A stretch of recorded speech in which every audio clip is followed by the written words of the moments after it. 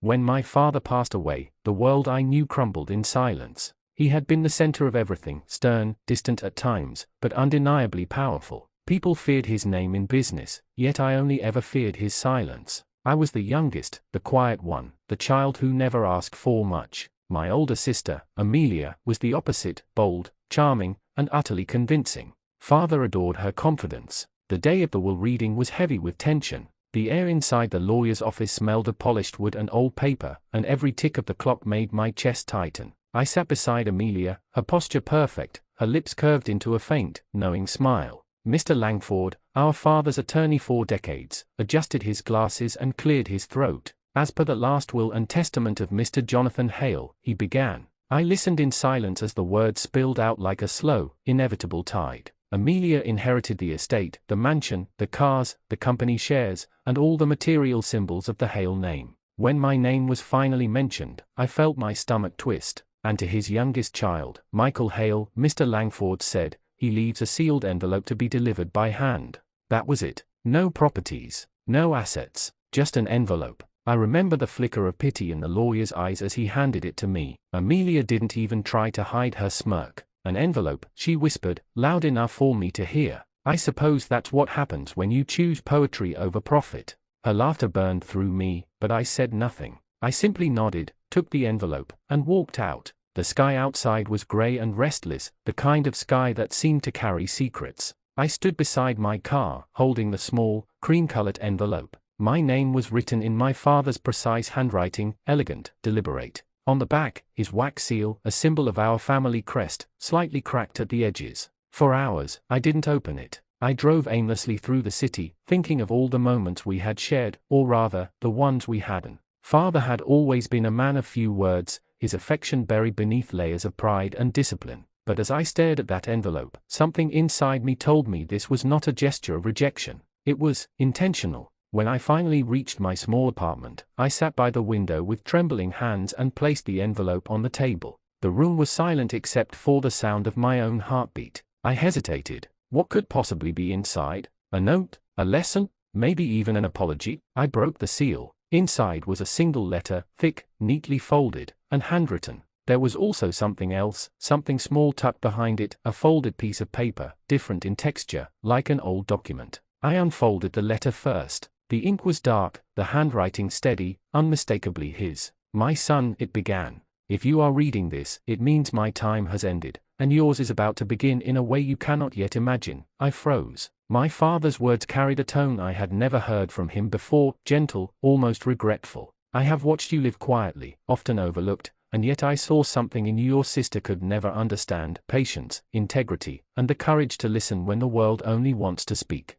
These are not traits of weakness, Michael. They are rare forms of strength. My chest tightened. He knew. He had always known. I read on, each line heavier than the last. The world measures worth by wealth. I measured mine by legacy. What I leave you cannot be appraised by lawyers or divided on paper. You must go to the place where my story began, the old workshop on Willow Creek Road. There, you will find what truly belongs to you. The workshop. That abandoned building behind our childhood home, locked for years, its windows boarded, its door rusted shut. I felt my breath quicken. I hadn't set foot there since I was a child. Father had forbidden us from entering it, calling it a place of unfinished work. Now, suddenly, it was calling me back. I looked down at the second piece of paper. It was a key, old, heavy, and bronze. The letter ended with a single line that sent shivers down my spine. The greatest inheritance is not what you hold in your hands, but what you are brave enough to discover. I stared at the key in disbelief, my mind racing. Amelia could have all the riches in the world, but I had something else. A secret, a beginning, a door waiting to be opened.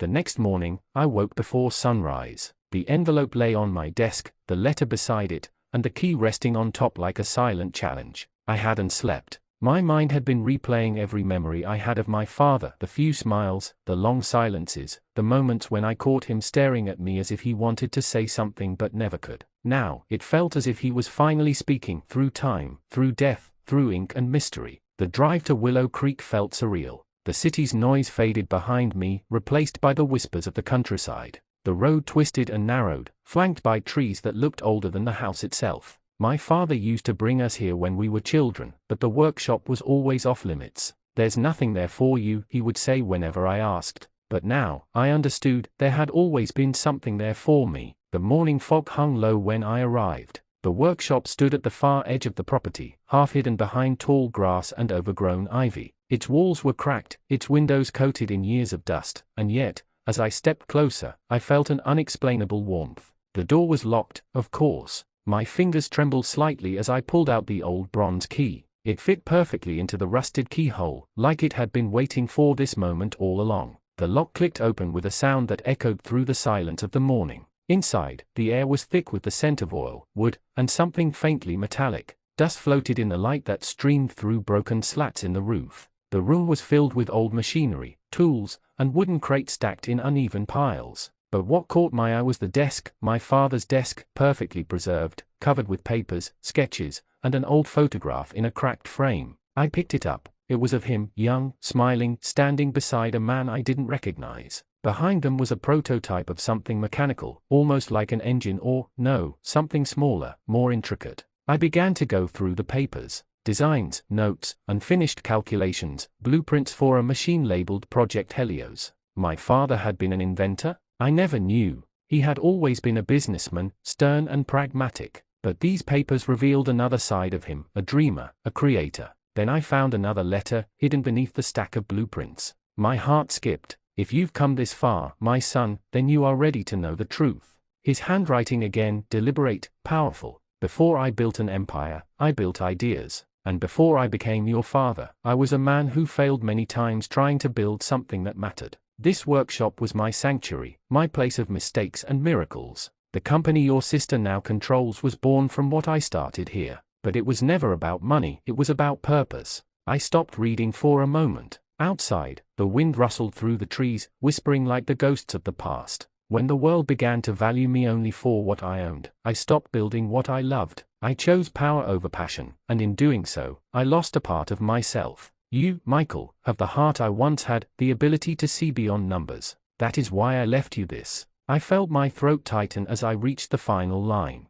Find the box beneath the floorboards. Inside, you'll discover not wealth, but the reason I built everything I did. I knelt immediately, scanning the wooden floor. It took me nearly an hour, but finally, I found it, a section of the floor slightly raised. I pried it open and revealed a small, metal box covered in dust. My heart pounded as I lifted it. It was heavier than it looked. I placed it on the desk, brushed the dust away, and slowly opened the lid. Inside were stacks of letters, dozens, maybe hundreds, all neatly tied with string. Each one addressed to different people, names I didn't recognize. Alongside them was a smaller velvet pouch. When I opened it, something fell out and landed in my palm, a golden locket. I opened it carefully. Inside was a picture of a woman, not my mother. The breath left my body. She had kind eyes, dark hair, and a smile that looked heartbreakingly familiar. On the opposite side of the locket, there was an engraving, "For our son, may he find the truth." My pulse quickened. Our son. I sat down, staring at the photograph, the letters, the locket, the proof of another life my father had hidden. The truth wasn't just about business. It was about family, about secrets buried beneath wealth and pride. Was this woman someone from before my mother, or after? And why had he left all of this to me? My mind swirled with questions. I unfolded one of the letters at random. "Dearest Jonathan," it began. "I hope you are safe. I can't imagine the burden you carry now. Remember, what we started wasn't just a machine, it was a promise. If anything happens to me, protect our son. He's the light you tried to bring into this world." My chest tightened as tears stung my eyes. She wasn't just anyone. She was part of something bigger, the project, the invention, the truth. And my father, had he been protecting me all along? I read the last line again, "Is the light you tried to bring into this world. Helios, Project Helios. Helios, the sun, the bringer of light." It hit me like a wave. The project wasn't just mechanical, it was symbolic. It was about me, about hope. Suddenly, I understood why my father had left everything else to Amelia. The fortune, the empire, they were distractions. He had left me something else, something real, a legacy hidden in dust and silence. And as I looked around that forgotten workshop, surrounded by ghosts and memories, I realized one thing: the envelope hadn't been the end of his will. It was the beginning of his confession. For hours, I sat at that desk surrounded by the remnants of a man I thought I knew. The workshop felt alive, not with machines or motion, but with presence. Every paper, every tool, every stain on the wood whispered pieces of a story I had been denied. The woman in the locket haunted me. Her eyes were soft, full of something I could only describe as truth, and the words engraved inside, "For our son," repeated in my head like an echo I couldn't escape. Our son. Was it me? The thought was absurd, wasn't it? My father had always been loyal to my mother, or at least that's what I had believed. But now, sitting in a workshop that had been locked for decades, I wasn't sure of anything anymore. I opened another letter from the box, the paper yellowed and fragile. It was dated 27 years ago, the year before I was born. "Jonathan," it began, "the experiment is unstable, but I believe we're close. If we can finish this, we'll change the way energy is harnessed forever. The investors don't understand, but you do. You always did. You believed in the light." I frowned. The handwriting matched the first letter I'd read, the same woman. But this one wasn't about love. It was about science. About Project Helios. I kept reading. "The world doesn't need more power. It needs cleaner power. Real light, the kind that doesn't destroy what it touches." At the bottom, the letter was signed, Dr. Eleanor Rhodes. I whispered the name aloud, feeling the syllables on my tongue. Eleanor Rhodes. I had never heard of her before. I searched the box for more. Several letters carried the same signature, spanning years. Some spoke about the project, others were personal, intimate. There was affection in her words, longing, and an unspoken sorrow that deepened with each letter. Then I found a photo folded between two blueprints. It was my father and Dr. Rhodes, standing side by side, smiling in front of a gleaming machine. His hand was on her shoulder. Her eyes, the same eyes from the locket, looked straight at the camera. My chest tightened. If this woman was my mother, then who was the one who raised me? The idea struck like lightning, and I hated myself for even thinking it. My mother had been gentle, kind, and distant in her own way. But she had always loved me, hadn't she? I shook my head. No, there had to be another explanation. I decided I needed more answers. I searched every corner of the workshop until I found an old cabinet bolted shut. After some effort, I managed to pry it open. Inside were more papers, all labeled Helios. Some were detailed technical schematics, something like a solar energy reactor, small and portable. But among the technical drawings, there was a journal. It wasn't my father's handwriting, it was hers. The first page read, "If you're reading this, then Jonathan has trusted you with what we could not finish together." Project Helios was more than a dream. It was a promise to build light from darkness. The pages were full of calculations, test results, and diary-like reflect irons. She wrote about sleepless nights, about the thrill of discovery, about arguments with my father over ethics and funding. But toward the middle, the tone changed. "He wants to shut it down. He says it's too dangerous. But he doesn't understand, the danger isn't the machine. It's the people who want it." My breath caught. People who wanted it? Who? Investors? The government? Competitors? Then the next page sent chills through me. "If anything happens to me, tell our son the truth. Tell him he was born from light, not secrecy. He will know what to do." The words blurred as I read them again and again. Tell him he was born from light. I felt dizzy. I needed air. I stumbled outside, into the fading afternoon sun. My hands were shaking. My mind was a storm. If Eleanor Rhodes had been part of some groundbreaking project, one that my father had shut down, and if she had died under suspicious circumstances, then the truth my father wanted me to uncover wasn't just personal. It was dangerous. I looked back at the workshop, its broken windows glinting like eyes watching me. Inside that building lay decades of buried truth. I sat on the steps, the letter still trembling in my hands. I thought of Amelia, sitting in her mansion now, smug and content with her fortune. She didn't know any of this. Maybe father hadn't trusted her with it because she wouldn't have cared. She saw value only in numbers, not in meaning. But me? I saw something deeper now, a connection between light, legacy, and life itself. That night, I returned to my apartment with the journal, the locket, and the letters. I laid them out on my kitchen table and began piecing together a timeline. My father had worked with Dr. Rhodes on a renewable energy prototype, something revolutionary, something powerful. And then, she had disappeared from the records completely. No obituary, no mention of her in public archives. Nothing. It was as if she had been erased. The next day, I searched online for Eleanor Rhodes Project Helios. At first, nothing came up, just a few academic references buried in obscure journals from decades ago. But then I found it, a single article, archived in an old university database.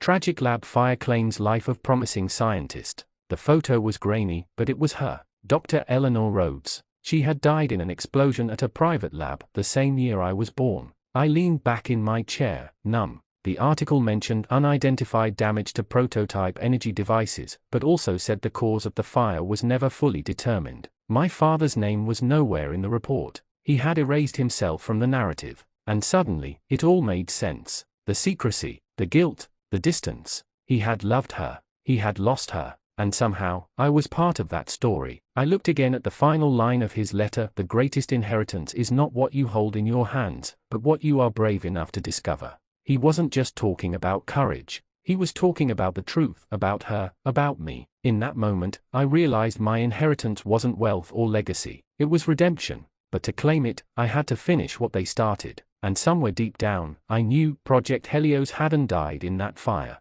It was still out there, waiting for me. Sleep became impossible. Every time I closed my eyes, I saw her face, Dr. Eleanor Rhodes, framed inside that locket, smiling faintly as if she knew something I didn't. The more I learned, the more I realized how little I understood about the man who raised me, and the woman whose name had been erased from history. By dawn, I had made up my mind. I needed to know everything about Project Helios. I started with the obvious. My father's company, Hale Industries, had been built on energy, renewable resources, infrastructure, sustainable technologies. But somewhere in its foundation lay the shadow of the workshop, the prototype, and Eleanor's mysterious death. I drove to the headquarters, a glass and steel giant that rose above the city like a monument to ambition. I hadn't set foot there since the funeral. Everyone in the lobby looked too polished, too composed, as if grief were a distant concept reserved for the poor. I told the receptionist I was there to review my father's private archives. She hesitated, her eyes flickering to the company logo on my father's old keycard that I had brought from home. It still worked. Of course, Mr. Hale, she said finally, offering a practiced smile. Right this way. The private archives were buried 3 floors underground, behind a security door that required both fingerprint and keycard access. As the elevator descended, my reflection in the mirrored wall looked foreign, tired, determined, but somehow alive. Inside, the air was cool and sterile. The walls were lined with shelves of sealed documents and hard drives. It smelled like metal and silence. I began searching for Project Helios. At first, nothing appeared, no folder, no file, not even a reference code. But I knew my father too well. He was a man who thrived on hidden compartments, quiet codes, invisible locks. After hours of searching, I found a drawer labeled Research Archive C. Inside, there was a single folder with no title, only a small engraving burned into the corner, the ancient symbol for the sun. My pulse quickened. Inside the folder were pages of dense technical notes, hand-signed by both Jonathan Hale and Eleanor Rhodes, their handwriting intertwined like two halves of the same mind. There were designs, formulas, and annotations in the margins. If successful, energy output could sustain 100,000 homes indefinitely. I turned a page and froze. At the bottom of one document, a red stamp read, "Project terminated, classified by order of board." Next to it was a memo addressed to my father. Dr. Rhodes' death was tragic, but her instability had begun to threaten investor confidence. Any further research into the Helios prototype will jeopardize Hale Industries' acquisition. Effective immediately, all related materials are to be destroyed. Destroyed, but they hadn't been. He'd hidden them in the workshop. There was more. Another page. Handwritten. My father's words. They killed her, Amelia. They called it an accident, but I know better. They wanted control, not discovery. She warned me this would happen. I couldn't save her, but I can save him.